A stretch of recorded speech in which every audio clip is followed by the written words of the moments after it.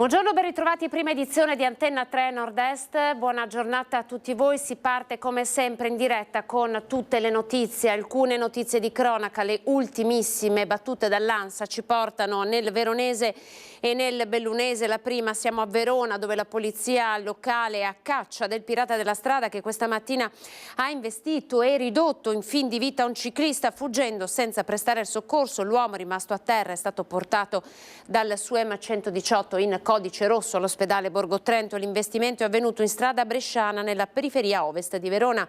Gli specialisti del nucleo infortunistica sono già alla ricerca del veicolo di colore scuro, probabilmente il cui conducente rischia anche l'arresto se individuato nelle prossime ore. Nel Bellunese ora con il proprietario di una abitazione di Cesio Maggiore ricoverato all'ospedale a causa dell'intossicazione dovuta all'aspirazione di fumo prodotto da un incendio divampato nel sottotetto per il probabile malfunzionamento di una canna fumaria. Ovviamente non è in pericolo di vita, ma si trova ricoverato in ospedale.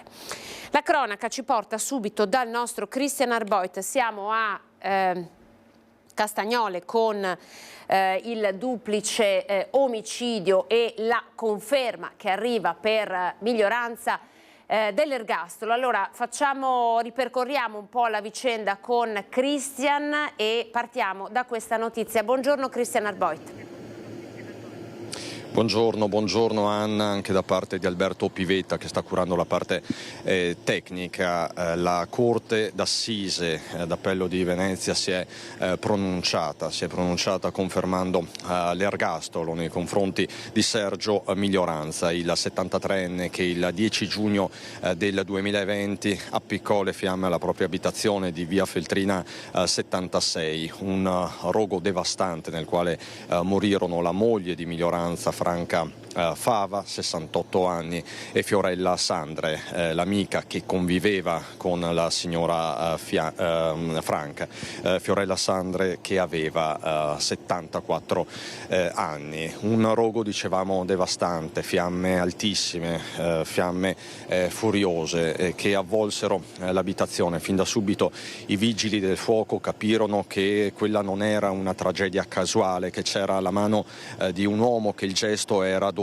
11 punti di innesco che vennero ritrovati praticamente nell'immediato, 9 all'esterno dell'abitazione di via Feltrina 76 e 2 al piano superiore. Le uscite erano sbarrate, in particolare quella della lavanderia all'interno dell'abitazione. Le due donne che perirono. Ci vollero ore e ore per riportare la situazione alla normalità anche nel corso del processo. Alcuni tecnici dei vigili del fuoco avevano parlato di una situazione ai limiti di temperature altissime. Insomma, quel rogo era doloso e per quel rogo poi alla fine è stato incriminato il Miglioranza. Come movente la volontà di accaparrarsi l'assicurazione della casa sull'incendio e sullo scoppio, all'incirca 280.000 euro. Ieri sera l'epilogo, il secondo grado di giudizio con la conferma dell'ergastolo. In Corte d'Assise d'Appello a Venezia c'era anche Martina Sandre, la signora Martina Sandre, l'unica figlia di Fiorella. Lei ieri sera era lì e qual è stata la sua prima reazione, signora Martina? Beh, allora contenta, anzi contentissima direi, però purtroppo vedo che la legge continua ad andare avanti, nel senso che ci sarà la Cassazione ancora, però 2 tasselli intanto importanti sono stati messi in questa situazione dove entrambe le donne avranno prima o dopo giustizia vera e propria.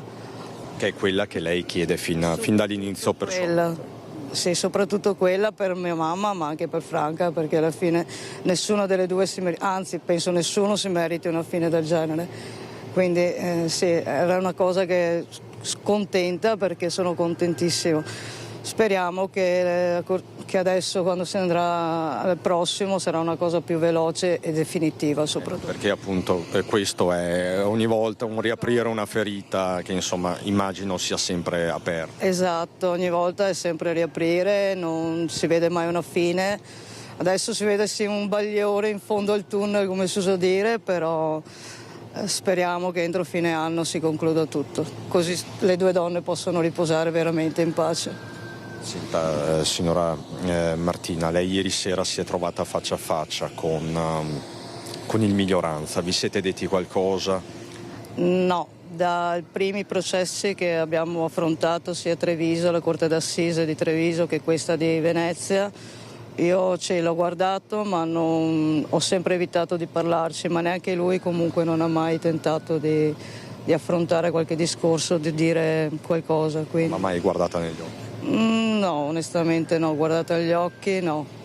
Io ogni tanto lo guardavo perché bene o male era lì vicino, voglia o non voglia, o quando durante c'erano le pause dei giudici, quindi sì, voglia o non voglia lo vedevi, però non ho mai avuto neanche intenzione di poter parlarci insieme. Senta, lei è stata insomma tra le prime a intervenire chiaramente sul posto quella maledetta notte e tra le prime a rimanere scioccata di fronte all'incriminazione della Miglioranza. Mai avrebbe immaginato una cosa del genere lei, signora Martina? No, l'ho sempre detto che io dall'inizio, quando ho saputo che era stato poi indagato, non avrei mai pensato che fosse stato lui, pensavo fosse stato qualche...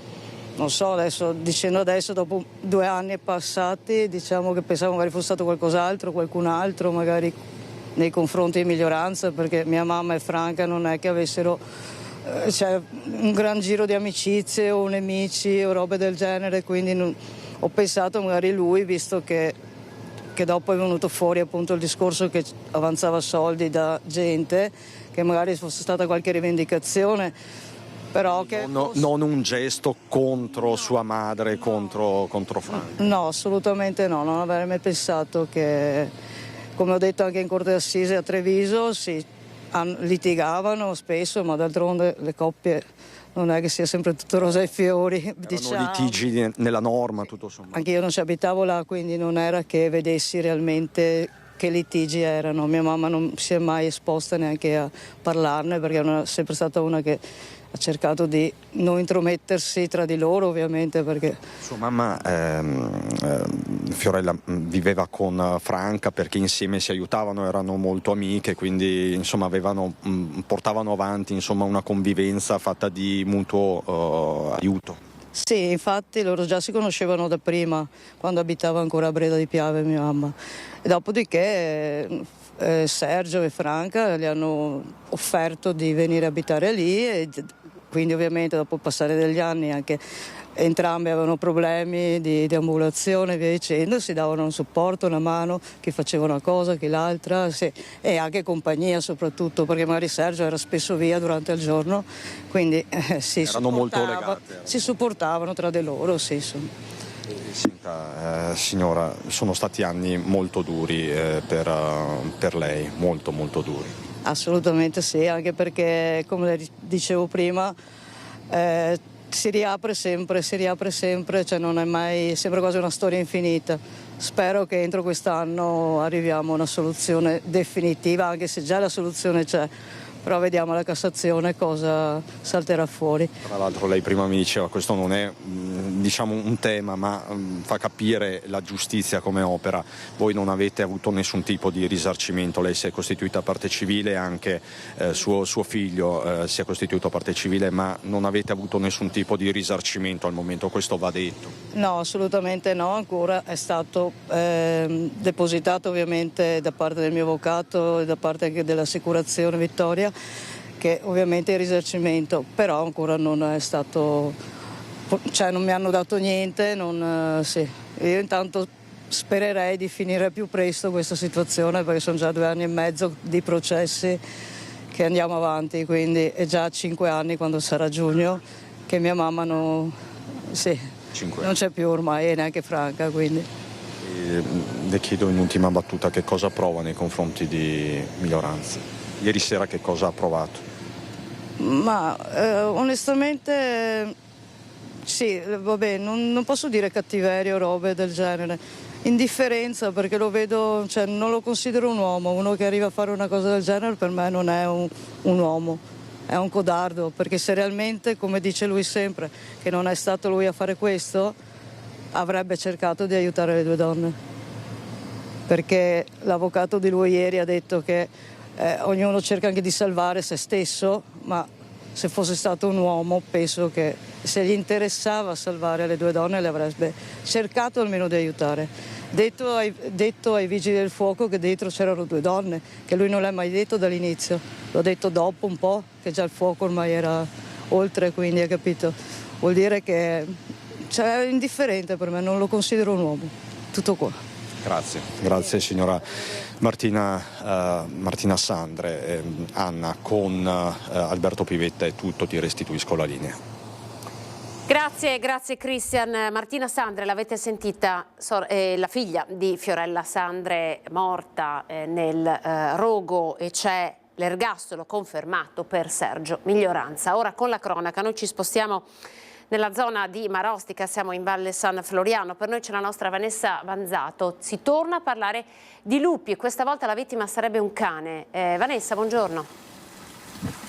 Buongiorno Anna e a tutte le persone che ci stanno seguendo. Sì, la vittima sarebbe un cane, in realtà c'è da dire l'ennesimo cane che viene sbranato dai lupi. Siamo in Valle San Floriano, come hai appena detto anche tu. Mi trovo assieme a Gino Pertile, il padrone di Whisky, il cagnolino che è scomparso qualche giorno fa, non ha più fatto ritorno a casa, evidenti le tracce dei lupi e ormai Pertile non ha più speranza. Tra l'altro ha confermato che la presenza dei lupi appunto è data anche dalle numerose tracce che hanno lasciato.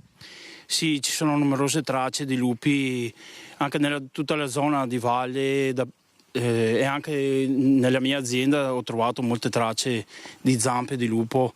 Sono molto enormi e fanno molta paura. Molta paura. Senta, ci vuole raccontare cosa è successo l'altro giorno? Praticamente come di solito alla mattina lasciavo libero il mio cane che girava qui a casa, vicino a casa, come al solito per fare le sue cose, e poi ho visto che non è più tornato. Infatti ho messo degli annunci su Facebook per ritrovarlo, perché non riuscivo più a rintracciare il cane, trovarlo, e dopo alcuni giorni ho capito che sì, che sono stati, non c'è nulla da fare. E ho capito che purtroppo sono stati i lupi a sbranarlo, insomma. Lupi perché lei dice non soltanto le tracce, ma li ha anche sentiti qualche sera, qualche notte. Sì, alle sera si sentiva nel bosco dei movimenti, dei rami che si spezzavano e si sentiva veramente il rumore. E avevo anche il cane che aveva molta paura e delle volte tornava a casa impaurito. E sì, c'era aver paura. Come anche sua mamma ha detto fuori dal microfono: io non esco più alla sera.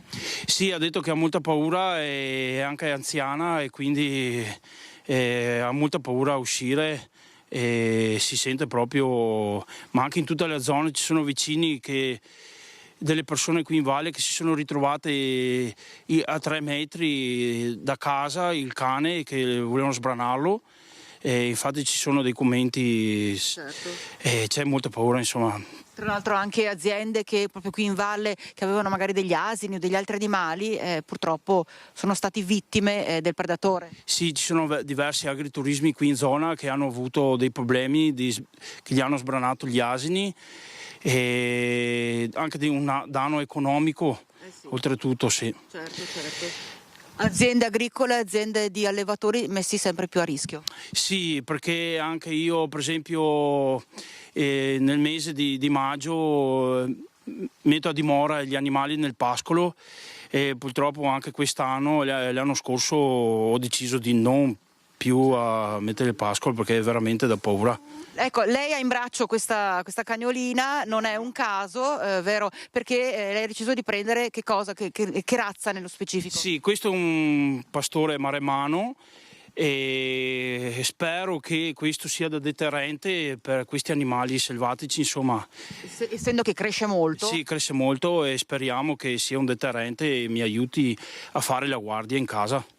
Un appello che si vuole lanciare a questo punto alla politica, ad alto livello ovviamente, perché così dite non riusciamo più ad andare avanti. Sì, non si riesce a gestire queste cose, anche gli animali vengono sbranati continuamente, cani, gatti, animali da compagnia, bovini, addirittura ci sono anche gli animali come caprioli, in giro ci sono carcassi di animali.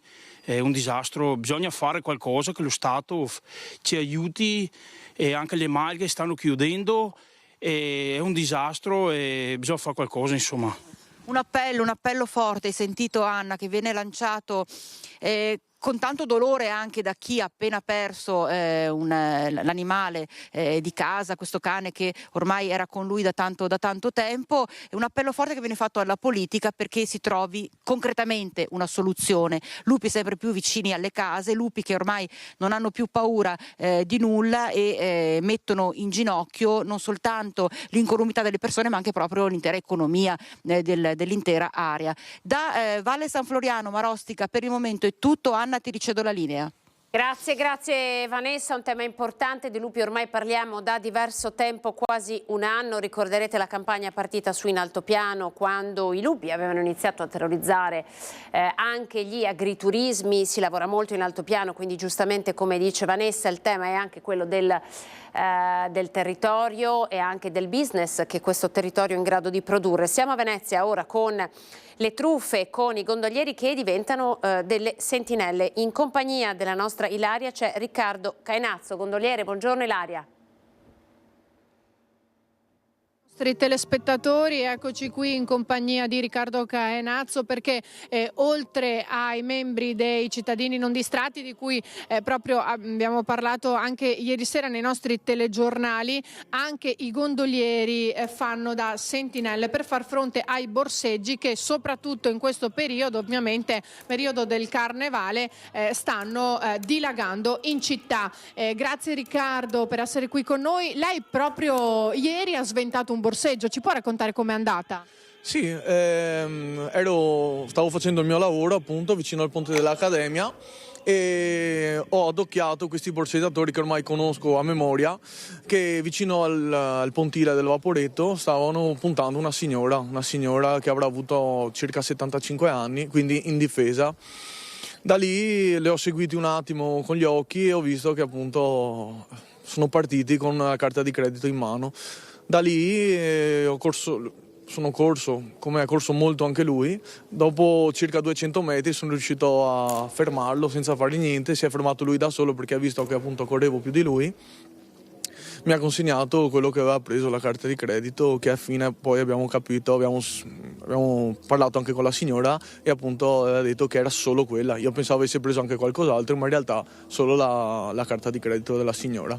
Ecco, ormai lei, come magari altri suoi colleghi, li riconoscete a distanza? Sì, certo. Distanza di chilometri ormai li riconosciamo, sono sempre gli stessi e appunto donne, uomini, sempre quelli. Rimane sempre il fatto che però una volta che vengono presi, come ormai si sta denunciando da più e più fronti, lo fa il comune, lo fanno i cittadini non distratti, lo fanno i residenti, poi queste persone restano impunite. Sì, purtroppo sono dei criminali che vengono tutelati, non possiamo farci niente, più che fermare e sventare la rapina, altro non si può fare, neanche chiamando le forze dell'ordine purtroppo.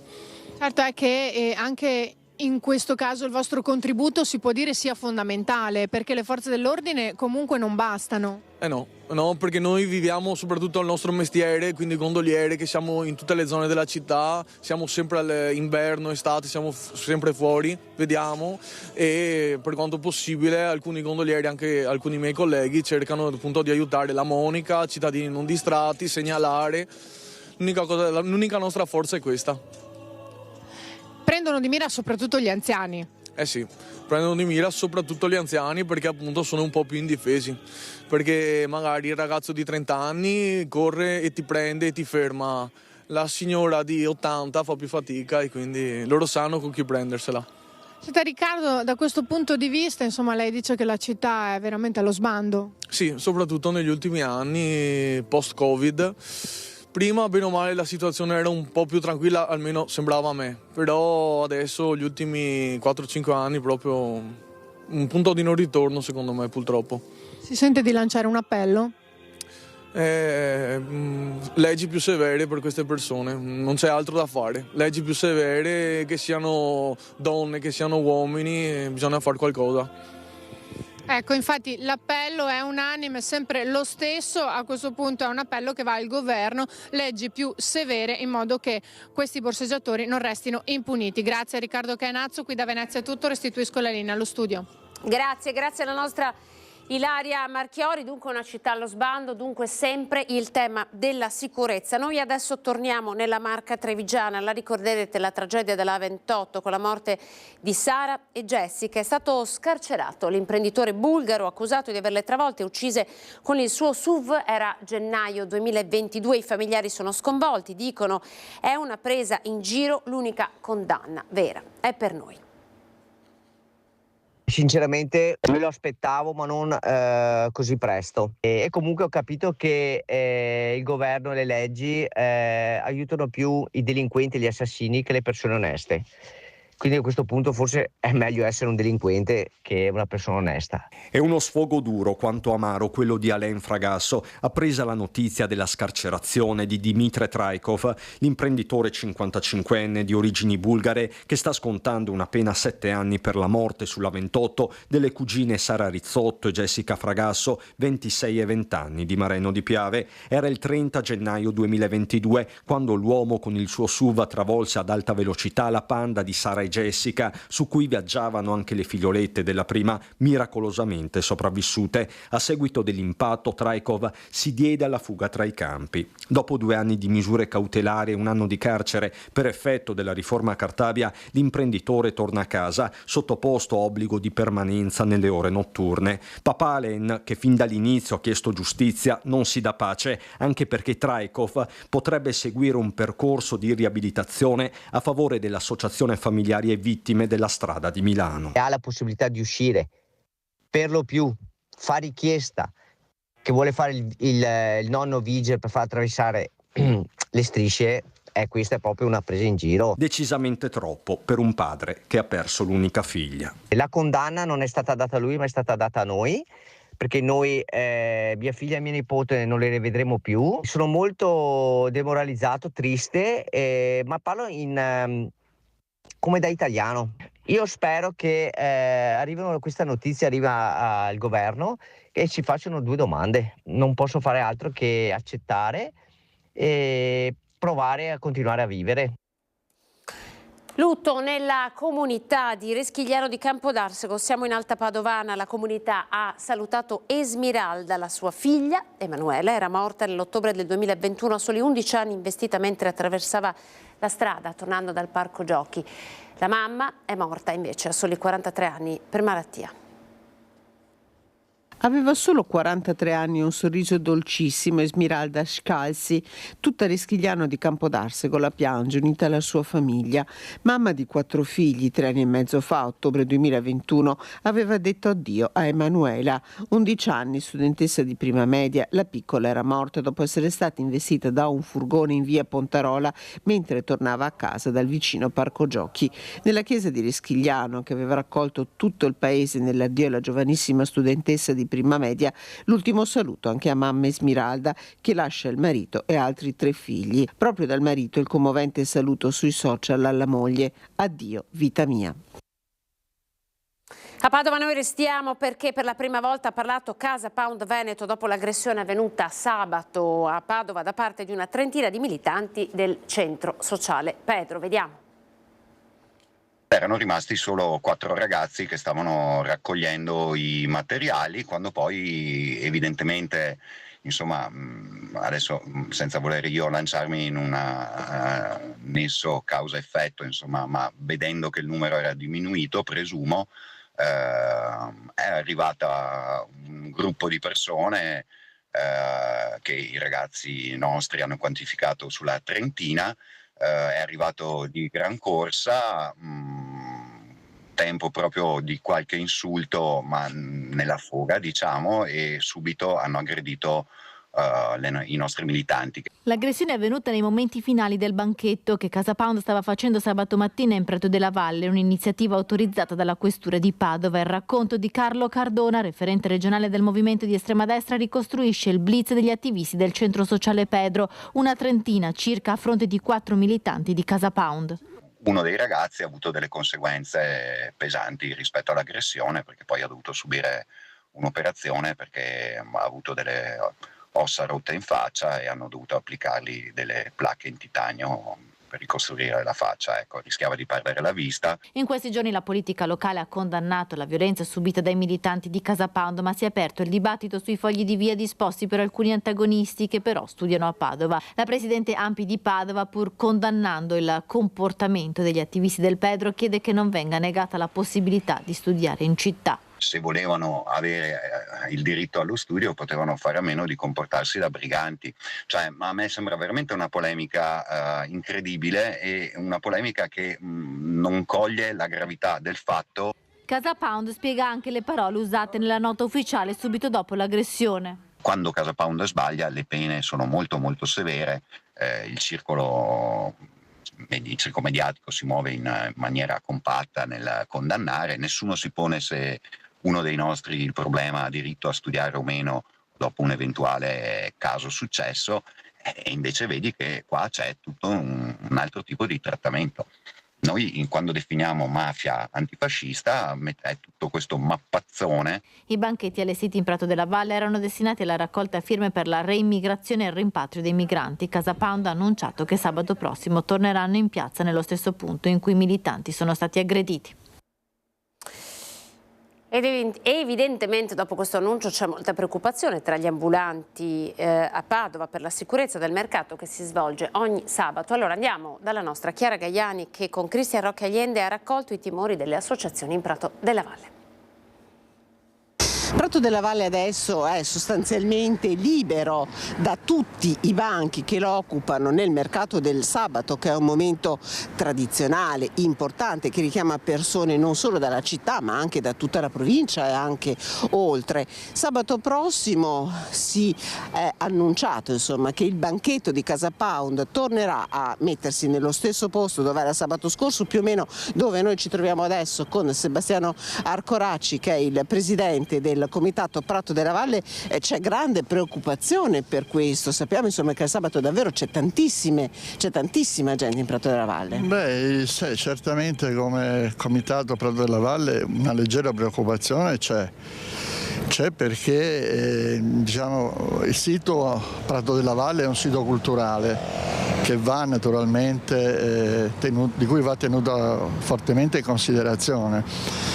Ma non solo, noi non vorremmo che Padova torni a essere sede di scontri, di guerriglia, di cui non ne sentiamo il bisogno, ma soprattutto in Prato della Valle, che è un luogo appunto di incontro, soprattutto il sabato, di migliaia di persone, di famiglie con bambini. Voi capite che questo vuol dire anche rischiare che ci possano essere dei problemi, anche dei feriti, dei contusi. Purtroppo devo premettere che Casa Pound ha diritto, secondo l'articolo 21 della Costituzione, di manifestare liberamente il proprio pensiero ed è giusto che sia autorizzato a farlo. Naturalmente il questore potrebbe porsi un problema di ordine pubblico, ci sono tutti i profili, sia per il luogo di sovraffollamento che è il sabato a Prato della Valle, sia per il sito, sia perché appunto si possono temere ulteriori scontri. Potrebbe il questore, senza togliere nulla alle decisioni del questore, pensare di immaginare un luogo diverso, un luogo diverso per questa iniziativa che, ripeto, è sacrosanta, raccoglie solo delle firme, che potrebbe essere per esempio la zona rossa che è stata costituita di recente in Piazzale Stazione, dove ho notato che c'è una forte presenza delle forze dell'ordine, che quindi garantirebbero meglio, con più oculatezza, con più accortezza, con idonee misure, anche eventuali problemi che potrebbero porsi. Ovviamente il dispositivo sabato sarà adeguato, quello che è successo qualche giorno fa segna ovviamente, diciamo, una linea. Voi avete in mente comunque di formalizzare questa richiesta che lei sta facendo al nostro microfono? Ma io direi di no, il questore e il sindaco sanno bene come comportarsi, lo hanno dimostrato, il questore in particolar modo, attenendosi all'indirizzo del Ministero dell'Interno nel costituire le cosiddette zone rosse, sa bene e non c'è bisogno di una nostra istanza formale. Come Presidente del Comitato della Valle, ripeto, siamo preoccupati che Prato della Valle possa essere luogo di scontri.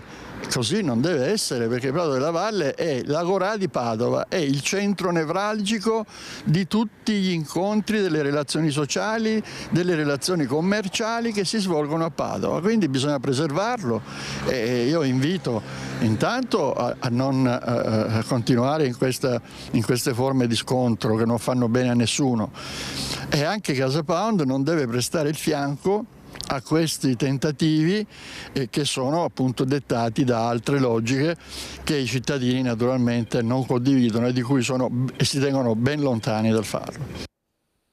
Allora, avete sentito la risposta, ci fermiamo, pochi secondi di pubblicità, poi nella Marca Trevigiana con l'arrivo dei rinforzi, anche insomma grazie al pugno duro del primo cittadino Mario Conte. Andiamo a vedere che cosa succederà, quanti militari dell'Arma arriveranno e poi ancora con tutte le notizie, tra poco. Eccoci ancora, buongiorno, ben ritrovati. Il telegiornale di Antenna 3 Nord-Est, la prima edizione, il nostro Cristian Arboit in apertura. Cristian che è stato anche presso il comando provinciale dei Carabinieri oggi per raccontarci i rinforzi che arriveranno in tutta la Marca, anche alla luce insomma delle criticità che sono state segnalate a più riprese. Allora andiamo a sentire le interviste raccolte da Cristian. Eccoli dunque i rinforzi arrivati nella Marca Trevigiana in queste settimane, in questi giorni. Qui una importante rappresentanza dei carabinieri che stanno già operando nelle stazioni del territorio. Qui con me il tenente colonnello Stefano Mazzanti, comandante del reparto operativo dei carabinieri di Treviso.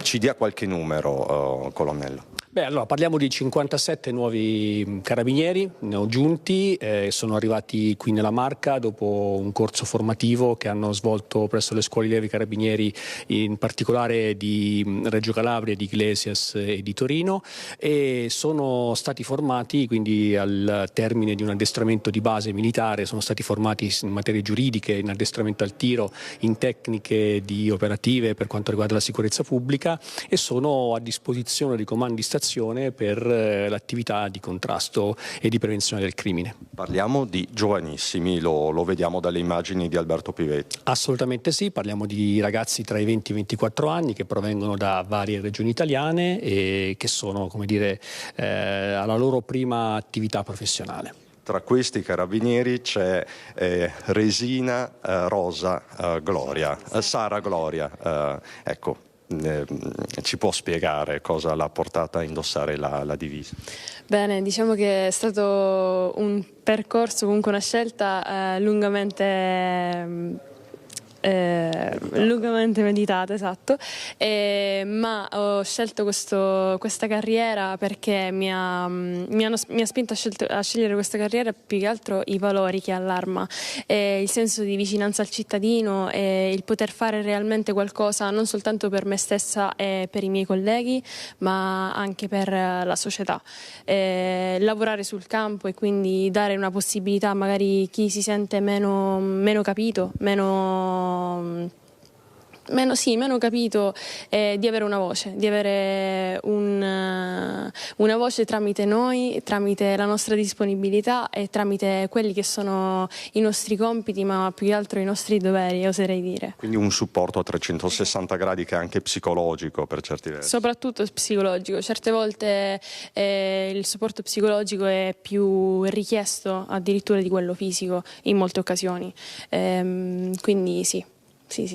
Comandante Mazzanti, insomma, sono parole importanti queste. Sì, come dicevo prima, loro sono espressione della gioventù moderna, quindi sono espressione della nostra gioventù, sono tutti ragazzi molto giovani che chiaramente però hanno altri valori e questo li può aiutare molto nell'attività colloquiale anche per quanto concerne appunto le devianze giovanili. Il contrasto nei confronti di questi reati commessi da questi ragazzi molto giovani potranno essere le cause maggiormente comprese da questi giovani che fanno parte appunto della società moderna e che però hanno scelto un'altra strada. Giovani dunque che parlano ad altri giovani. Assolutamente sì, giovani che parlano ad altri giovani e speriamo che insomma questo colloquio, questa conversazione sia non a senso unico ma sia bionivoca. Vediamo anche un'alta rappresentanza femminile. Questo è importante, altrettanto importante, perché voi siete impegnati senza soluzione di continuità nel contrasto della violenza di genere. Sì, allora premetto che chiaramente non è prerogativa femminile comprendere la violenza di genere, perché la violenza di genere proviene chiaramente da diversi fattori, però la presenza così nutrita di militari di sesso femminile sicuramente ci può aiutare anche in quell'attività di front office che noi svolgiamo soprattutto per la ricezione delle vittime di violenza di genere. Questi nuovi 57 carabinieri sono stati collocati in tutte le stazioni della Marca? Sì, assolutamente, sono stati distribuiti nelle 5 compagnie che comprendono appunto il comando provinciale di Treviso. Questo consentirà dunque di avere anche più pattuglie sul territorio per il contrasto ai reati contro il patrimonio e più in generale. Allora, questa non è chiaramente immissione straordinaria, quindi non c'era necessità chiaramente di una immissione straordinaria per quello che sono la sicurezza e l'ordine pubblico nella provincia di Treviso, però sicuramente implementeranno il servizio di controllo del territorio. Grazie comandante, ci lasciamo dunque con queste immagini di Alberto Pivetta e i nuovi rinforzi che arrivano nella Marca trevigiana. Buon lavoro quindi a tutti questi nuovi militari, carabinieri e carabiniere che sapranno sicuramente fare la differenza. Grazie al nostro Christian Arboit nel Bellunese. Ora torniamo per un'altra notizia di cronaca giudiziaria. Non cambia il capo di imputazione ipotizzato dalla Procura di Belluno nei confronti di Ornella Gasparin. La 46enne che venerdì scorso ha aggredito a colpi di forbice il vicino di casa, Giovanni Casolla, di 64 anni, nella sua abitazione. L'uomo è stato visitato dal medico legale. 90 giorni, tra 90 giorni sarà depositata la relazione. Vediamo. Resta al momento reclusa nel carcere veneziano della Giudecca Ornella Gasparin, la 46enne di Belluno, e l'accusa nei suoi confronti è quella di tentato omicidio del vicino di casa Giovanni Casolla di 64 anni. Ma la donna è completamente assente al punto da non ricordare veramente i fatti, riferisce l'avvocato Massimo Montino, che con il collega Antonio Prade ha ricevuto il mandato di difensore di fiducia. Il conflitto tra i due era datato e pare riconducibile a difficoltà personali. Da una prima ricostruzione dei fatti accaduti poco prima delle 10:30 di venerdì scorso nella frazione di Sopracroda a Belluno, la donna avrebbe dapprima cercato di soffocare il 64enne con un cuscino e successivamente l'avrebbe colpito con un paio di forbici, causandogli ferite alle mani e al cuoio capelluto, giudicate guaribili in 20 giorni. I motivi della violenta reazione della donna sono ancora sconosciuti. La nostra assistita risponde a monosillabi e si fa fatica a interagire con lei, spiega l'avvocato Montino, che ha incontrato Ornella Gasparin in carcere a Venezia, assistendola durante l'udienza di convalida della misura cautelare chiesta dalla PM Gallego e accolta dal Tribunale. La 46enne per il momento si è avvalsa della facoltà di non rispondere. Giovanni Casolla è stato visitato dal medico legale, il dottor Antonello Cirnelli, che pur riservandosi di consegnare la propria consulenza entro il termine di 90 giorni avrebbe già sommariamente riferito particolari tali da confermare il capo di imputazione. Date le condizioni di disagio psicofisico della donna, inoccupata dal 1993 e in carico ai servizi sociali di Belluno, la difesa sta verificando la possibilità di chiedere la modifica della misura cautelare, magari in una comunità, perché la signora ha bisogno di essere essere aiutata, afferma l'avvocato Montino, in attesa anche di un eventuale accertamento della capacità di intendere e di volere della 46enne. Sembra, e gli accertamenti sanitari potrebbero averlo confermato nell'immediatezza dei fatti, che quella mattina Ornella Gasperin non fosse in stato di alterazione psicofisica causata da agenti esterni. Qualcosa in più circa le condizioni di salute della donna forse potranno dirlo la madre e la sorella, che la difesa intende incontrare a breve. Chiuse le indagini della Procura di Treviso sulla banda di 4 tecnici che per mesi ha razziato i trasmettitori di antenne telefoniche creando disservizi ai cellulari di Mezzo Veneto e anche del Friuli Venezia Giulia. Vediamo. Impossibile chiamare ed essere chiamati, impossibile connettersi, perché i trasmettitori erano stati razziati, telefonini bloccati, un disservizio enorme, in tilt, migliaia di cellulari Wind in varie zone tra Veneto e Friuli Venezia Giulia dal luglio 2022 a gennaio 2023. I 6 mesi da incubo in cui ha operato la banda delle antenne, 37 colpi messi a segno per i 4 ritenuti responsabili, tecnici specializzati dipendenti di una società di Monselice, nei confronti dei quali la Procura di Treviso ora ha chiuso le indagini e per i quali si attende la richiesta di rinvio a giudizio. Secondo gli inquirenti, i 4, agendo sempre tra loro in coppia, fingevano di dover fare degli interventi di manutenzione agli impianti di trasmissione. Poi, una volta saliti sull'antenna, la tecnica era sempre la medesima. Tranciavano i cavi di connessione degli apparati per rubare i trasmettitori, per l'esattezza sempre 3 unità radio che poi probabilmente rivendevano all'estero. Nel mirino gli apparecchi di Wind, che dei disservizi non aveva alcuna responsabilità nonostante gli strali degli utenti ignari che il gestore fosse a sua volta vittima della banda. 6 mesi di razzie concluse grazie alle indagini dei carabinieri. Nei guai sono finiti un 57enne residente a Terni, un 47enne di Villafranca in provincia di Verona e 2 cittadini romeni rispettivamente di 49 e 28 anni residenti nel Padovano e nel Vicentino.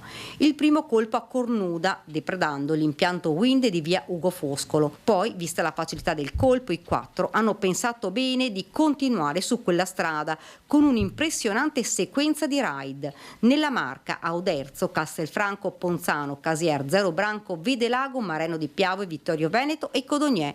Nel Vicentino, a 2 ville, Bolzano Vicentino, Altavilla Vicentina, Montecchio Maggiore e Rosà. Nel Veronese, a Soave, Lazzise e Bussolengo. Nel Veneziano, a Spinea Mirano, a Borbiago di Mira, in Friuli Venezia Giulia, a Pordenone, Porcia, Fontana Fredda, Budoia, Aviano, Staranzano e Villese, spingendosi anche in Trentino Alto Adige, a Nave San Rocco e in Emilia Romagna, a Bagnocavallo, in provincia di Ravenna. Si tratta di atti da condannare fermamente. Il danneggiamento della rete digitale di comunicazione è un grave danno per i cittadini e per le imprese che necessitano di servizi digitali di comunicazione sempre più efficienti, oggi ed in futuro. È per questo che il governo e l'Europa stanno investendo molto nella modernizzazione e nel potenziamento delle reti digitali.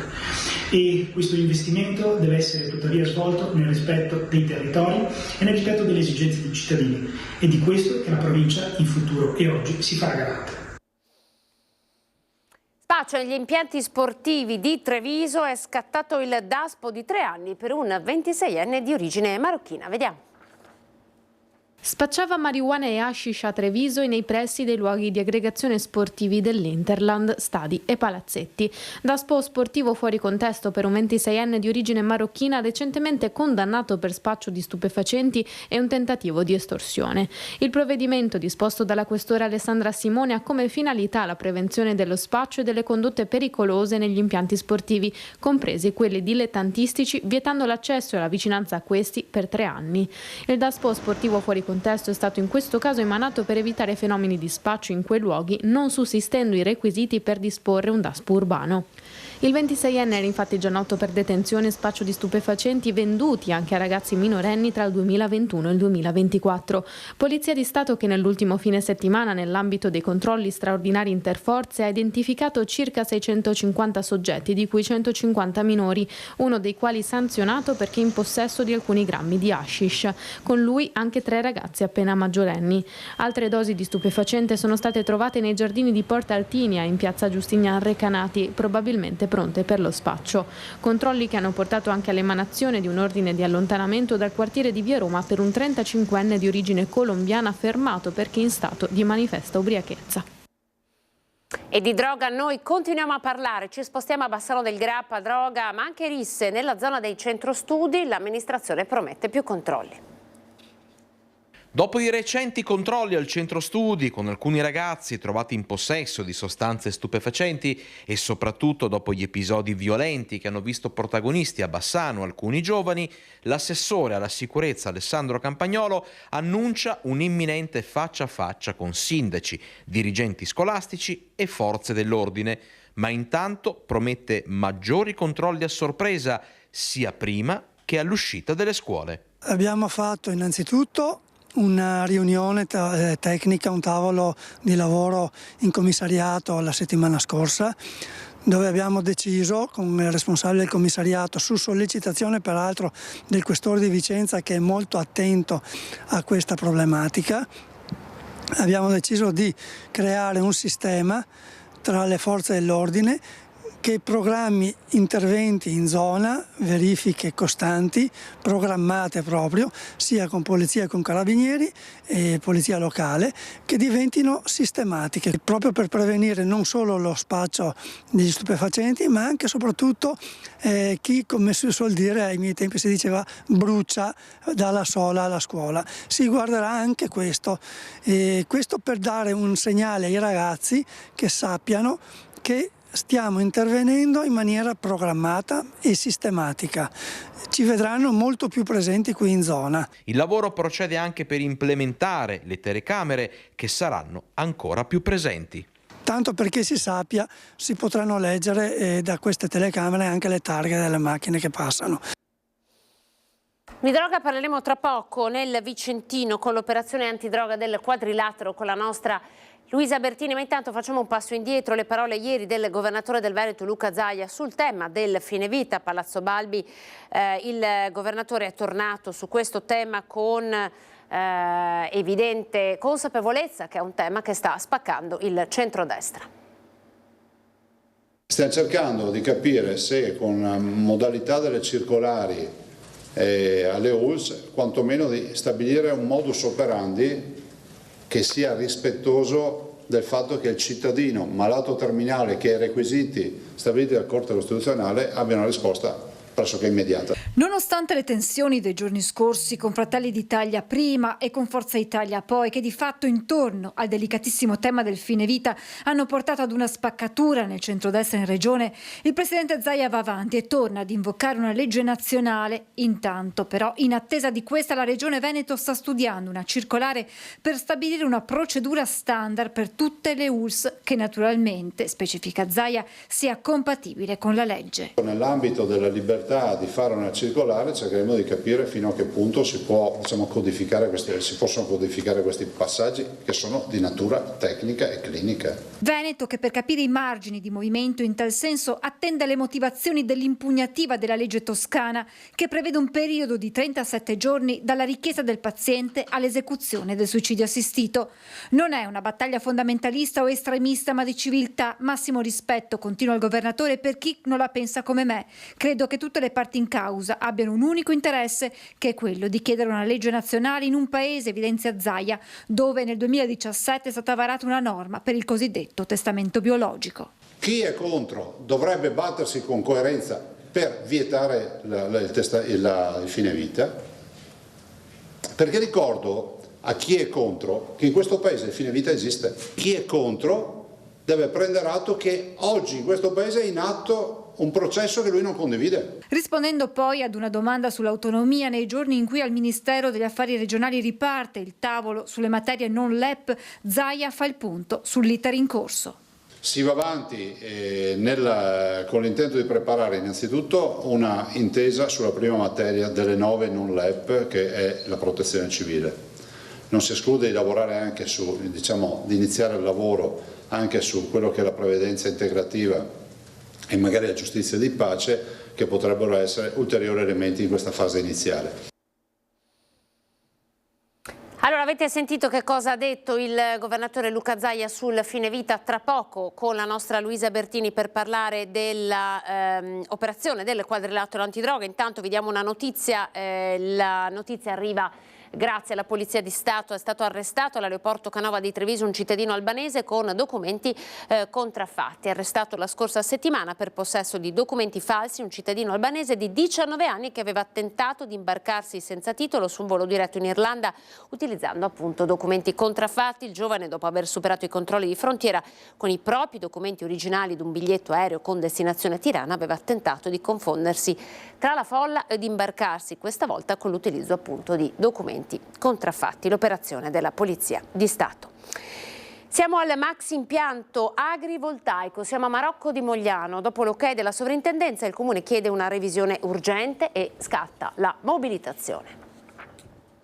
11 campi da calcio, 5,5 ettari, la superficie interessata è di 17 ettari, quindi un mega impianto agrivoltaico. È contro questo progetto dai grandi numeri che amministrazione comunale e residenti stanno scendendo letteralmente in campo, anzi tra i campi, in questo lembo di terraglio in via Carlo d'Azeglio a Marocco di Mogliano, terra di paesaggi e scorci architettonici. Le ville venete che sono la nostra ricchezza, perché Mogliano è una città d'arte grazie alle sue ville, e tra l'altro una di queste, che è qui a ridosso del futuro previsto impianto, è una villa importante perché è la villa che ospita il museo Tony Benetton. Questo è il fotoinserimento che ieri ho mandato in sovrintendenza per chiedere la revisione del parere che hanno dato. Purtroppo la sovrintendenza ha dato un parere positivo a questo impianto perché probabilmente ha fatto una semplice analisi vincolistica senza vedere cosa c'è intorno. Revisione urgente quindi, con il comune che ripassa la palla alla sovrintendenza, quello stesso ente che per un impianto analogo in via Cavalleggeri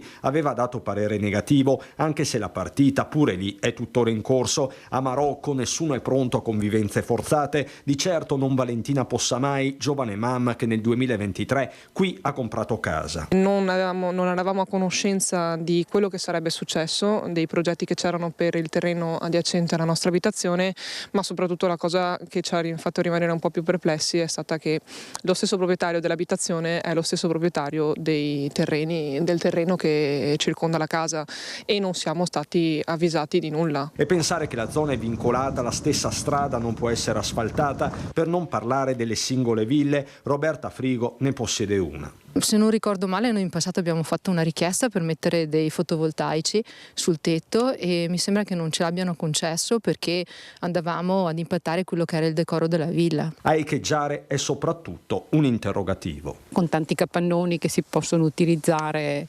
per fare questi impianti e rubare suolo alla campagna ancora. Voi siete pronti a dare battaglia? Ma certamente, anche perché insomma non sta nella logica proprio dell'utilizzo del terreno un progetto del genere. Guardate che bello, cioè è bellissimo, sono posti meravigliosi, è assurdo rovinarli questi posti. Si rischia veramente di tappezzare il nostro territorio di questi laghi di vetro, di pannelli solari.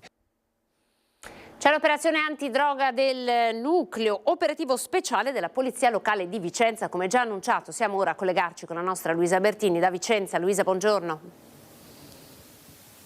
Sì, buongiorno a te, buongiorno ai nostri telespettatori. Sono in compagnia con il comandante della Polizia Locale Massimo Parolin e con il commissario responsabile del NOS, il dottor De Franciscis, per parlarvi di di 3 importanti operazioni antidroga che sono state condotte nell'area calda della città, quindi tra Campomarzo e il Quadrilatero. Prima di inquadrare le 3 operazioni facciamo una panoramica sui numeri, perché in realtà sono aree attenzionate costantemente. Certo, il Corpo di Polizia Locale di Vicenza, tramite il suo nucleo operativo speciale, ha condotto circa 200 interventi verso il microspaccio di sostanze stupefacenti nell'ambito di tutto il territorio cittadino, che ha comportato poi il deferimento alle autorità giudiziarie di 36 persone per il reato di detenzione e spaccio sempre di sostanze stupefacenti, nonché l'arresto di 13 di queste 36 persone. Notevole è stata anche la comunicazione fatta alla prefettura Prefettura di Vicenza di 136 persone, sempre per il mero possesso ad uso personale di sostanza stupefacente. Quindi sono numeri importanti dell'attività che il Corpo svolge in questa materia, che è particolarmente importante per il tessuto cittadino. Ecco, attività antidroga, come dicevo, entriamo nel merito delle ultime 3 operazioni che presentano anche delle peculiarità. Sì, le ultime 3 operazioni messe in campo dal NOS insieme alla squadra antidegrado e all'unità cinofila della Polizia Locale ha portato alla denuncia di 3 soggetti per detenzione e spaccio di sostanze stupefacenti e alla segnalazione di 8 persone. La peculiarità di una delle operazioni è stata che sempre all'interno dell'area verde un soggetto straniero veniva avvicinato da persone note al nucleo perché utilizzatori di sostanze stupefacenti, e dopo un breve colloquio il soggetto straniero faceva avanti e indietro da un cestino di rifiuti. Naturalmente la cosa già sospetta e insospettita ancora di più gli agenti, che hanno fermato immediatamente il soggetto e insieme all'unità cinofila praticamente all'interno dei cestino dei rifiuti era ben occultata in mezzo ai rifiuti della sostanza stupefacente, per cui il soggetto è stato denunciato per il reato di spaccio e detenzione ai fini di spaccio di sostanze stupefacenti.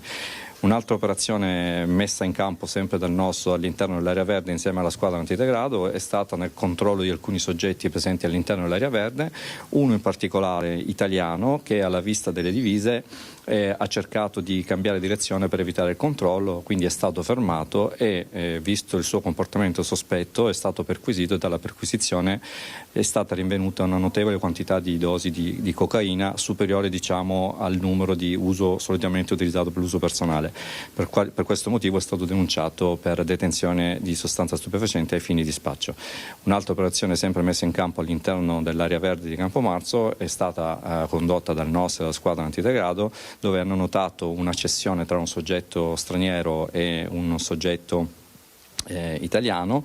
Naturalmente è stato fermato l'acquirente che alla vista del personale ha cercato di disfarsi della droga appena acquistata gettandola per terra, ma è stata recuperata, ed è stato fermato anche il soggetto che nel frattempo si era spostato in centro dove era pieno di gente perché eravamo in orario di punta, quindi è stato seguito a distanza fin quando è arrivato in un punto dove c'era meno gente per evitare pericoli per i presenti di un'eventuale fuga o reazione del pusher. È stato fermato, comunque è stato portato in distaccamento a Campomarzo ed è stato denunciato per detenzione di sostanza stupefacente ai fini di spaccio.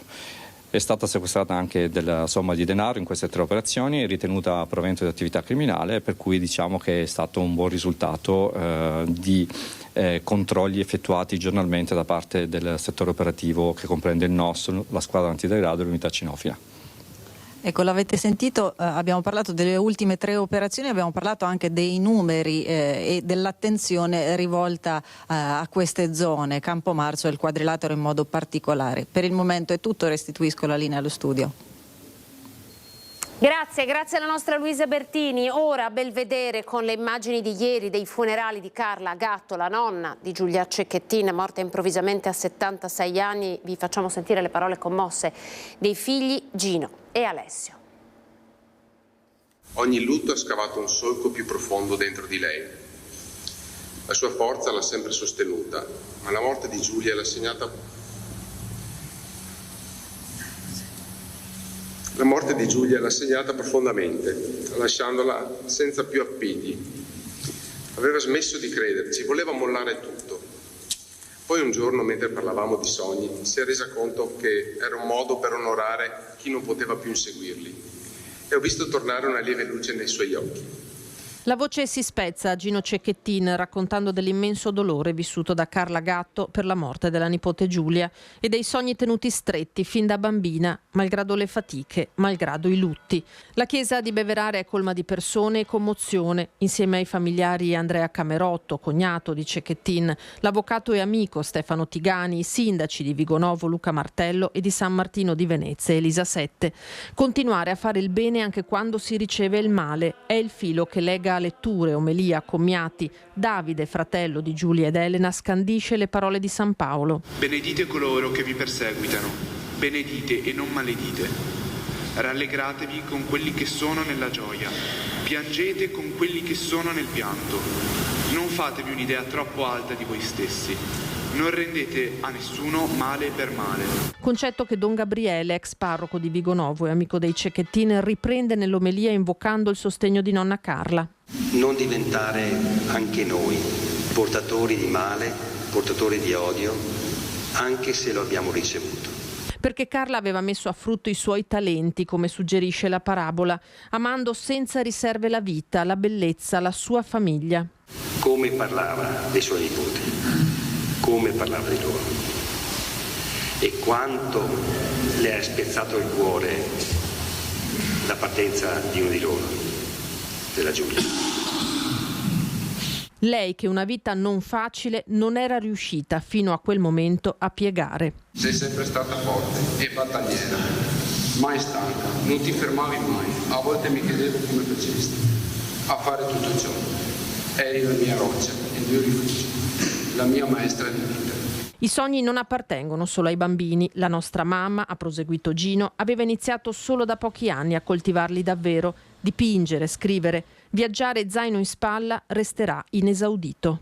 Mi raccomando, cerca di stare tranquilla, almeno adesso, dove sei penso non ci sia lavori da fare.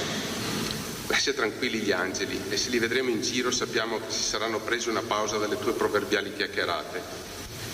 Oggi non voglio chiedermi perché ci sei stata tolta, ma voglio ringraziarti di esserci stata, sempre, la mia mamma, la nostra mamma. Non so come hai fatto, tu che hai sempre vissuto nel deserto, ad essere un'oasi per chi avevi vicino. Quando Monica ci ha lasciato, Elena ha detto, è con il nonno Alfredo. Ora sei con loro e con Giulia e ci fate sentire un po' soli. Ma sappiamo dove trovarvi e quando abbiamo bisogno di voi il cuore ci viene in aiuto. Sappiamo che il tuo abbraccio continuerà a proteggerci, invisibile ma eterno dentro di noi. Ti amo, mamma.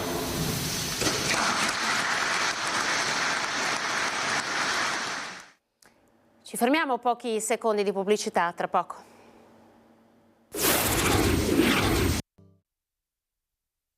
Prima edizione di Antena 3 Nord-Est, ancora ben ritrovati. Sono a presentarvi l'ospite che ci ha raggiunto, prima ospite che ci raggiunge oggi in studio, ed è il dottor Patrizio Sarto, direttore dell'unità operativa di medicina dello sport di Treviso, unico centro per il Veneto e unico centro in Italia di fatto che in qualche modo aiuta e sostiene i ragazzi a cui sono state date delle diagnosi pesanti. Stiamo parlando di cardiopatie, quindi oggi il nostro focus è quello del cuore. Dottore, buongiorno. Buongiorno a voi e grazie per l'invito. Allora, dottore, io ho chiesto ai colleghi della regia di far vedere la foto di Edoardo Bove. Eccolo qua, Edoardo Bove, ricorderete quello che è accaduto, no? Il malore in campo, giocatore della Fiorentina. Allora, perché il caso di Bove ha fatto così clamore e che cosa ci insegna un caso come quello di Edoardo Bove? Io partirei da qui perché poi gli esempi, no, sono importanti e aiutano anche a creare una certa cultura, che è quella che voi cercate di seminare sul territorio da tantissimo tempo. Io so che lei, dottore, è davvero impegnato sotto tanti punti di vista, c'è stato anche un cortometraggio, un docufilm, quindi sono tanti registri che lei sta utilizzando per aumentare la cultura della prevenzione e anche per aiutare, come si diceva, dei ragazzi che hanno avuto una diagnosi pesante, quindi avevano dei sogni e devono fare un passo indietro a trovare la loro strada. Perché è importante parlare di quello che è accaduto a Edoardo Bove? Ma perché ogni volta che succedono episodi come questi è chiaro che fanno riflettere tutti, le persone si fermano e commentano subito com'è possibile che un giocatore professionista possa andare incontro ad un evento così grave, un arresto cardiaco. Molto spesso viene definito come malore, qualcuno utilizza questo termine senza dare la giusta considerazione. Il caso di Bove è stato un caso come tantissimi altri purtroppo che capitano. Allora intanto uno dovrebbe chiedersi perché succedono e molto spesso in questi sono momenti storici perché molto spesso molte persone cercano di fare, come dire, io ho usato in un articolo che ho scritto, si usa il gergo calcistico, no? Si butta la palla in tribuna e si dice beh è da tutto da cambiare, invece io credo che non si debba cambiare, bisogna in realtà riuscire a capire perché è avvenuto e io spero che si riesca, no, a breve poter comprendere il perché. Molto spesso viene messo in crisi il sistema di screening e io non credo che questo sia stato il responsabile, non sono convinto, non conosco la storia per cui non parlo del fatto specifico, però voglio parlarne in senso generale. La medicina dello sport ha cambiato negli ultimi 20 anni completamente la sua gestione. Noi ci occupiamo di screening e lo screening ha un unico significato, che è trasversale per tutti gli screening. Fare diagnosi precoce di patologie che possono essere molto pericolose per la persona in una determinata popolazione, quindi leggiamo la popolazione sportiva, utilizzando un protocollo che serve a mettere in evidenza in anticipo il problema. Quindi il punto cruciale è: lo screening ha funzionato oppure no? E io vorrei capire questo come prima cosa. Anche perché ovviamente in questo caso stiamo parlando di un professionista, quindi ipercontrollato, certo. No? Ci si è domandato come sia possibile che... Ma questa è la domanda che viene fatta ogni volta. Ogni volta che succede un episodio del genere viene messo in difficoltà, viene messo sotto analisi, sotto critica il sistema di screening. E io non sono convinto che non abbia funzionato lo screening, non sono convinto. Non conosco la storia, non parlo del fatto specifico, ma ci sono alcune... è chiaro che questo è un evento molto importante perché sono i riflettori, sono puntati lì. Si parla di un giocatore di calcio molto importante, con grandissime potenzialità, per cui è chiaro che siamo tutti stimolati a mettere in discussione il sistema, ma io non sono convinto che sia andata così. Vorrei però comprenderlo, perché un conto è evidenziare la presenza di una patologia, poi c'è la gestione. Io ho gestito per molti anni atleti professionisti di altissimo livello e so qual è la situazione, insomma so come funziona in queste circostanze, però non conoscendo il quadro non entro. Quello che voglio però, dove voglio soffermarmi, perché questa è una grandissima occasione che ho e ogni volta che ho una possibilità di questo tipo voglio cercare di diffondere la cultura. Certo. La cultura è della prevenzione nella diagnosi precoce. Il vero problema che noi abbiamo quando ci imbattiamo in condizioni che possono potenzialmente creare e generare un problema per il nostro paziente, la grande difficoltà è che il paziente non lo comprende, ma semplicemente perché è molto spesso asintomatico, non ha avuto mai un sintomo nella sua vita, è altamente performante e quindi è chiaro che non è possibile accettare una diagnosi molto difficile. Una diagnosi che molto spesso è genetica, per cui una volta che ti imbatti nella valutazione approfondita nell'atleta, poi scopri che la malattia è presente nella famiglia. Ci sono delle radici. Esattamente, e questo ovviamente destabilizza una situazione. Vede, noi a Treviso da 3 anni la nostra azienda ha fatto un lavoro enorme in questi 15 anni. L'azienda 2 credo sia una delle poche aziende in Italia che abbia veramente lavorato tantissimo su questo aspetto, e il nostro centro è diventato, come lei diceva in apertura, l'unico centro in Italia, in realtà è per il Veneto, ma vediamo persone da tutta Italia dedicate a dare risposte a quei giovani ragazzi, noi li chiamiamo i Giulia Ross-like dal titolo del nostro cortometraggio, cioè quei ragazzi non più idonei allo sport, perché dobbiamo dare delle risposte. Cosa possono fare dal punto di vista sportivo? Perché lì è la grande difficoltà, gestire questi ragazzi ai quali è cambiata improvvisamente la storia, la prospettiva di vita, perché magari puntavano nello sport. Ma questo vale per i giovani, ma vale anche per i meno giovani. Esatto. Prima di venire in studio ho incontrato un signore un maratoneta molto molto attivo. È chiaro che la diagnosi di malattia mette in crisi tutti, e allora ecco che dobbiamo inventarci un percorso nuovo e il paziente deve avere la forza di reinventarsi. Allora, tra l'altro, eccolo qua, no? Il secondo tempo di Giulia Ross, mostra internazionale d'arte cinematografica. Ci tengo perché l'ha nominato Patrizio e quindi lo facciamo vedere, chiediamo alla regia. Eccolo qua. Questo è il teaser, quindi è proprio semplicemente, sono soltanto alcune immagini. Questo è un ragazzo, è uno dei ragazzi a cui è l'esempio, lui parla a nome di tutti quei ragazzi a cui è stata diagnosticata una cardiopatia, no? Poi ve ne sono di diverso tipo. Quello qua è il secondo tempo di Giulia Ross, cercatelo, lo trovate, no? E quindi lo si può vedere poi magari a margine, perché è importante. Eccolo qua, il secondo tempo di Giulia Ross è importante perché questo ragazzo parla a nome di tutti i ragazzi a cui è stata fatta questa diagnosi, e ragazzi che ovviamente vedono il loro futuro nero, no? Non vedono una strada. Il vostro compito è disegnare questa strada dal punto di vista fisico ma anche dal punto di vista emotivo, perché probabilmente psicologico, il lavoro parte da lì, dottore. Allora, innanzitutto mi sono un po' emozionato e mi spiego perché era inquadrato Fabio Sartor, il nostro che è mancato qualche mese fa, per cui per noi è stato veramente una grandissima perdita. Fabio ci ha regalato un'interpretazione meravigliosa, per cui in questo momento mi sono un po' emozionato. Sì, allora tutto nasce da questa storia che mi ha proposto un giovanissimo regista che è Mattia Beraldo, che io ho seguito immediatamente, e abbiamo raccontato la storia, abbiamo voluto raccontare questa storia perché da dove parte? Dall'episodio di Christian Eriksen. Perché a quel tempo tutti i riflettori erano puntati sul perché Christian Eriksen non poteva giocare in Italia, che è un po' quello che si sta ripresentando oggi per il giovane calciatore della Fiorentina Bove, e poi dimenticandosi che ci sono tantissimi altri atleti e ragazzi e ragazze che hanno malattie genetiche che hanno la stessa difficoltà di ripartire. Ecco perché il secondo tempo, la seconda opportunità. Questo è stato un corto che ha avuto molto successo, viene ancora utilizzato dalle scuole, viene proiettato anche a livello regionale nelle scuole. E la grande difficoltà, si diceva, era riuscire a prendere per mano questi ragazzi che vedono immediatamente, in un momento, scompaginare la propria vita. Lei ha citato bene, entrano in un tunnel e molto spesso non sanno vedere una luce alla fine, ed è quello che noi dobbiamo fare, dobbiamo accompagnarli. È un percorso difficilissimo, il percorso che nasce a Treviso si chiama proprio il secondo tempo di Julian Ross ed è un approccio clinico, psicologico e sportivo, è l'unico che esiste in Italia.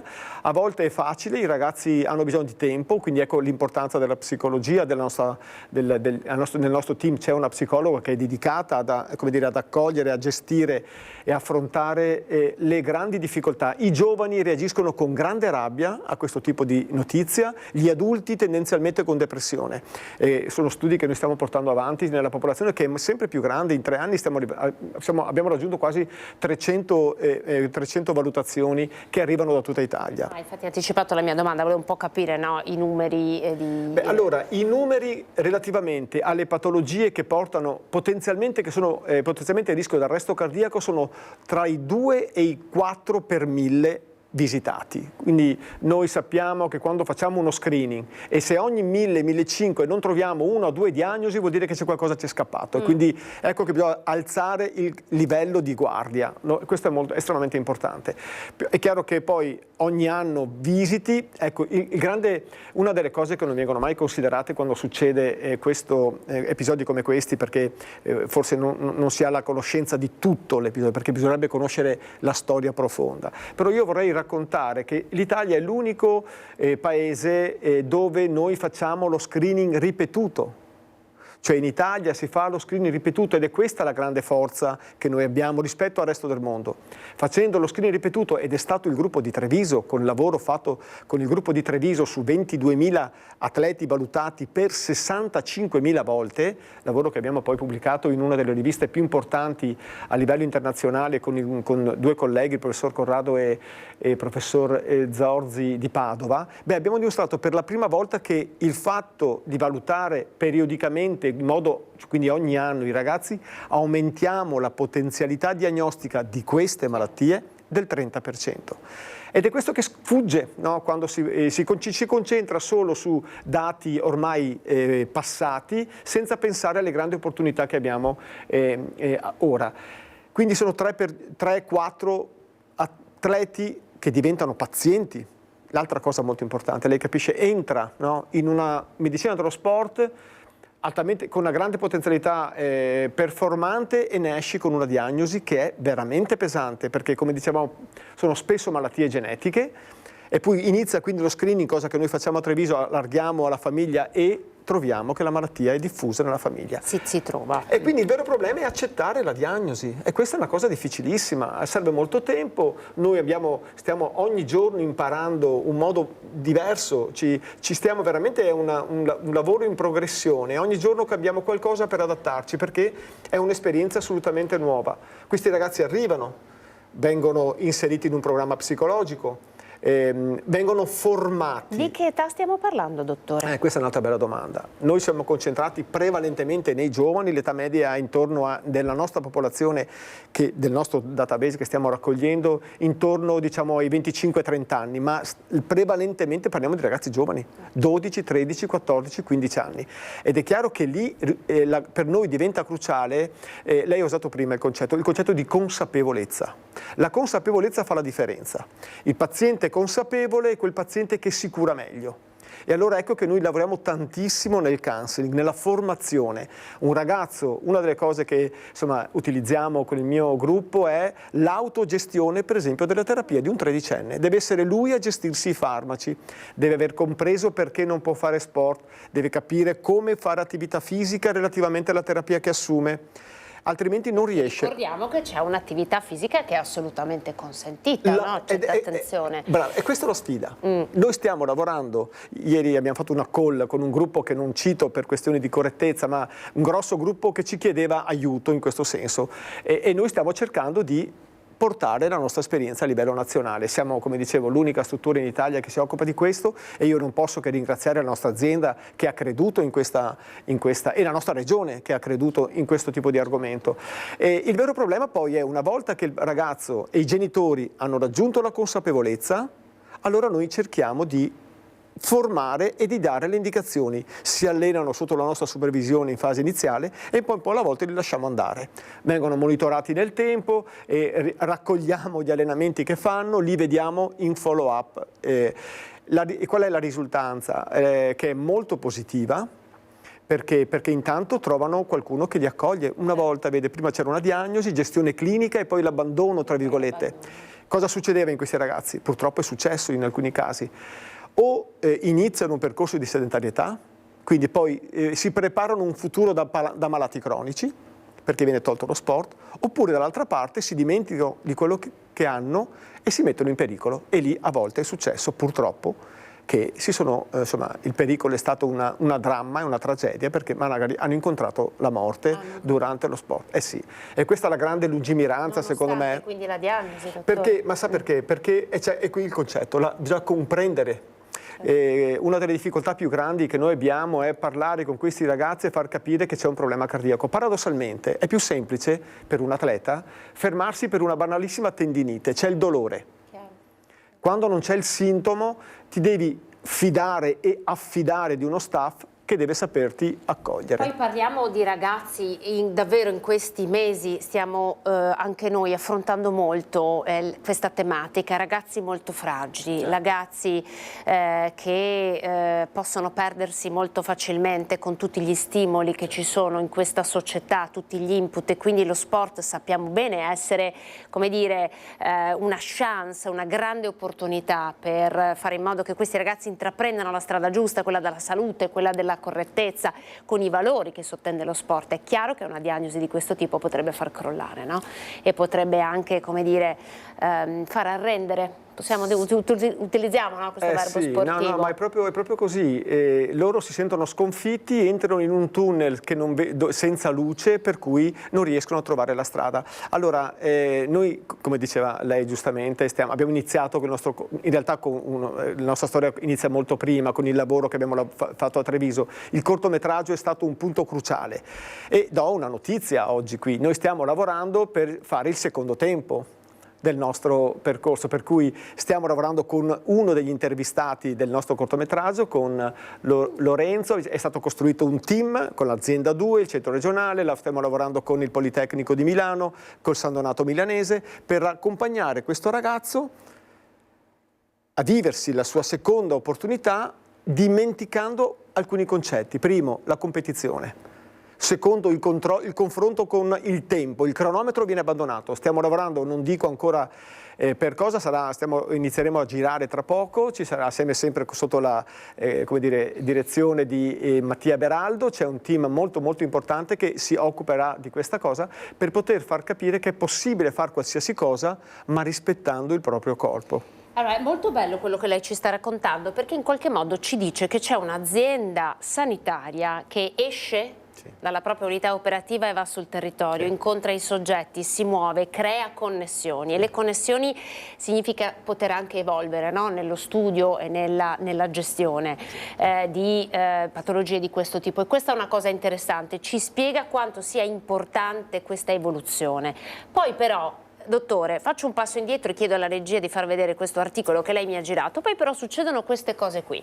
Sì. Il defibrillatore arriva tardi, la partita non viene giocata, è successo in Veneto, siamo in Alta Padovana, giocava la Luparense, il defibrillatore è arrivato tardi perché quello che c'era in campo non funzionava, è stata annullata la partita, levata di scudi. Allora, possiamo mettere un po' a terra anche episodi di questo tipo? Sì. Come valuta quello che è accaduto? Guardi, ha fatto... che sì, evolve, sì. e poi però Lei ha ci toccato fermiamo due punti cruciali, come sempre.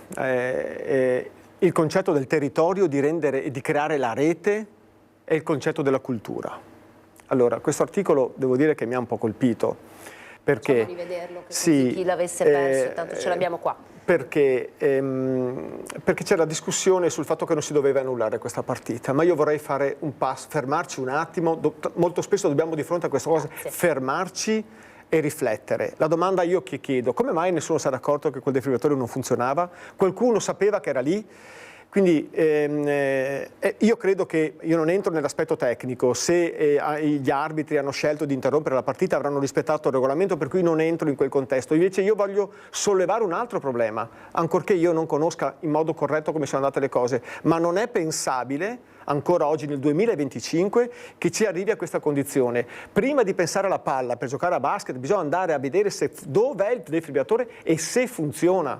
Perché mi domando, questo defibrillatore che pare non funzionasse, non lo so, ma qualcuno si è allenato in una palestra dove c'era un defibrillatore che non funzionava. Se è andata così, quindi io uso il condizionale in questi termini perché non conosco, però culturalmente è fondamentale. Prima di pensare alla palla,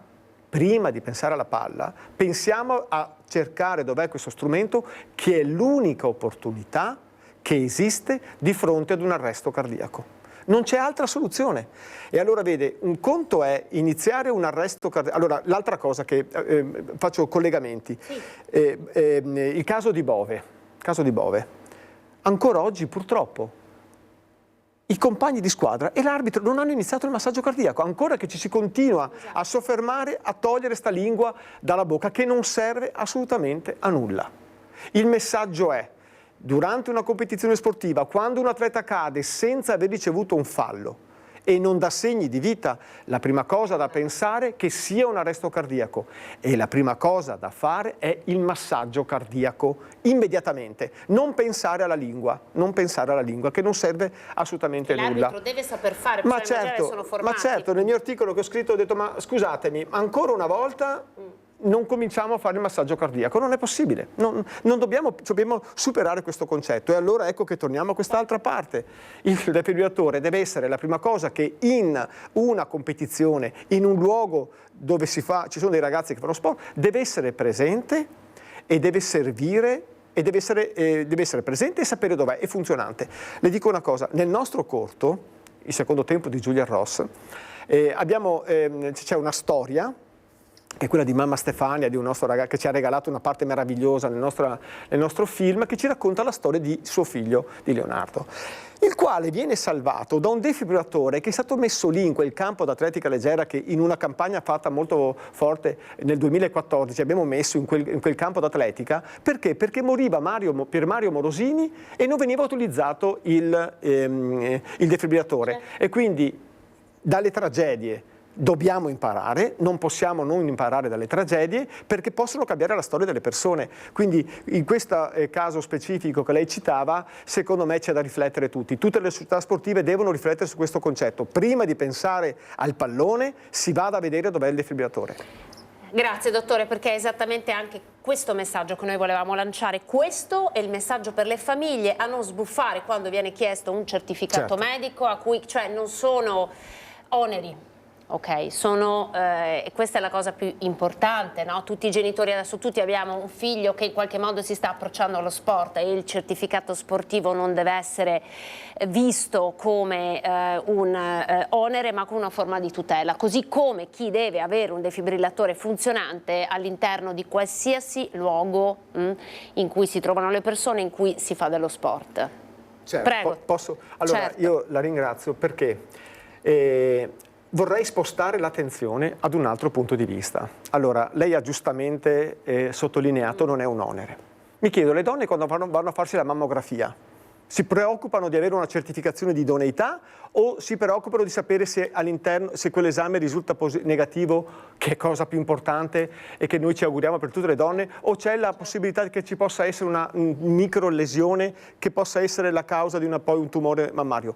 La stessa cosa è la valutazione medico-sportiva, è una valutazione di screening. Finché non passa questo messaggio, io tra qualche anno andrò in pensione, non so se ce la faremo. No, non possiamo vederli, non è concesso, dottore. No, ma è così. Cioè, dobbiamo, e i genitori, lei ha fatto bene, i genitori, i dirigenti sportivi, i ragazzi, devono capire che questa è una valutazione di screening, non di certificazione. Io veramente non riesco più ad accettare questo concetto, perché se noi cambiamo la prospettiva, allora è chiaro che cambia tutta la scena.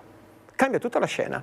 Noi sappiamo che se la visita di screening è fatta in modo corretto, ha una potenzialità diagnostica altissima.